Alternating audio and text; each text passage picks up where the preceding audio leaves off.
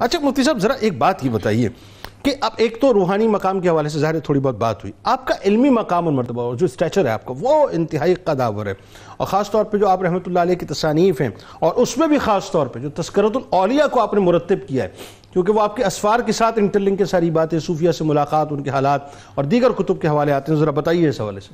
اعوذ باللہ من الشیطان الرجیم، بسم اللہ الرحمن الرحیم۔ آپ کی جو کتب کے اسماء وغیرہ ہیں اس کے متعلق مختلف اقوال منقول ہیں اور مختلف تعدادیں ذکر کی گئی ہیں۔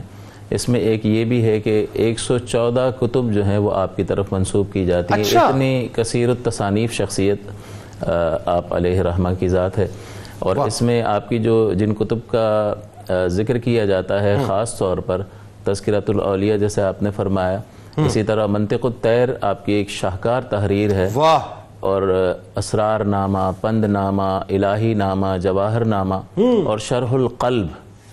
اگر کسی کو احوال قلوب پر اطلاع درکار ہو اور قلب کی صفائی اور طہارت کا اہتمام کرنا چاہتا ہو تو اسے چاہیے کہ وہ اس کتاب کا مطالعہ کرے۔ سبحان اللہ، سبحان اللہ۔ تو جو علوم وہ کتاب چلتا پھرتا پی رہی ہوں کہہ لیجیے۔ جی بالکل۔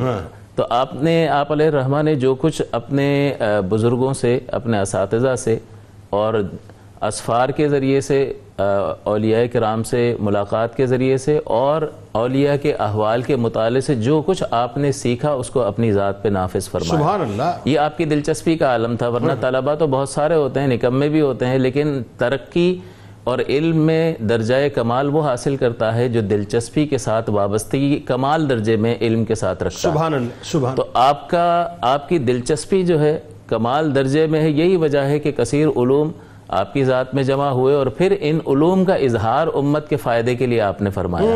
یہ لوگ صرف اپنی ذات ہی کے لیے نہیں سوچتے ہیں، بلکہ رحمت دو عالم صلی اللہ علیہ وسلم نے جیسا کہ فرمایا کہ میں جو کچھ تمہارے لیے چھوڑ کر جا رہا ہوں وہ تمہیں آگے پہنچانا ہے، بلغوا انی ولو آیہ۔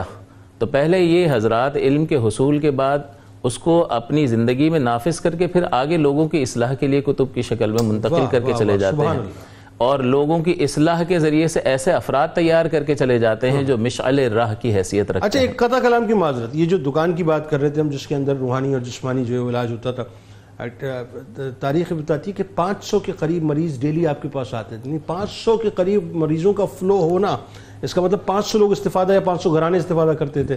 اب سوچئے وہ سب کچھ بند کر کے پھر جو آپ نے کام شروع کیا وہ پھر سینکڑوں، ہزاروں اور لاکھوں تک مطلب اس کی ظاہر پینیٹریشن ہو گئی۔ یہ بالکل ایک کامیاب فزیشین اور ایک کامیاب طبیب، آج اگر کسی ڈاکٹر کے پاس 500 افراد آتے ہوں تو پھر اس کی کمائی کا اندازہ آپ لگا لو۔ ایک خوشحال زندگی آپ گزار رہے تھے، اور اس حالت میں پھر زندگی کا تبدیل ہونا اور اللہ تعالیٰ کا کمال فضل آپ کی طرف ہونا اور بالکل یکسر زندگی کا رخ ہی تبدیل ہو جانا، یہ اس وقت ہوتا ہے کہ جب اللہ تبارک و تعالیٰ کی انسان کو معرفت حاصل ہوتی ہے، اور جتنی پہچان اللہ کی بڑھتی چلی جائے گی، جھکاؤ اللہ تبارک و تعالیٰ کی بارگاہ کی طرف انسان کا بڑھتا چلا جاتا ہے۔ اچھا یہ کیا ڈومین آپ نے اختیار کیا جو تذکرۃ الاولیاء لکھی، یہ کیا، اس ڈومین کا چناؤ کیسے، کیا ہوا یہ؟ جی یہی وجہ یہی ہے کہ آپ کی جو دلچسپی ہے وہ یہ سلوک کی راہ کی طرف ہے۔ ہر ایک بندہ اس کا مکلف نہیں ہے، لیکن جو اس راہ کو طے کرنا چاہتا ہے اس کے بارے میں پیر ایصال ضروری ہوتا ہے۔ ایک تو پیر اتصال ہوتا ہے جو خود تو کسی کے ذریعے سے پہنچا ہوا ہوتا ہے کسی مقام تک، لیکن